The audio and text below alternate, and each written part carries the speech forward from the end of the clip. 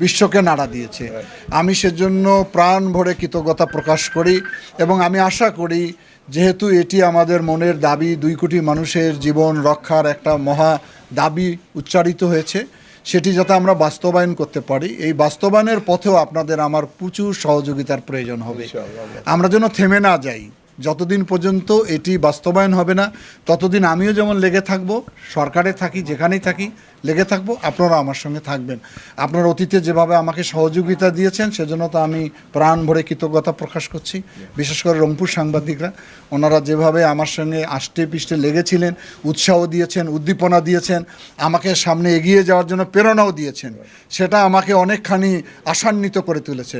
আমরা সবাই রংপুরের মানুষ বঞ্চনার শিকার হয়েছি দীর্ঘদিন, রংপুরের মানুষের উন্নয়ন হয়নি। আমি চেষ্টা করব যাতে রংপুরের মানুষের কর্মসংস্থান সহ অন্যান্য বিষয়গুলোতে যাতে আমরা গুরুত্বপূর্ণ ভূমিকা রাখতে পারি।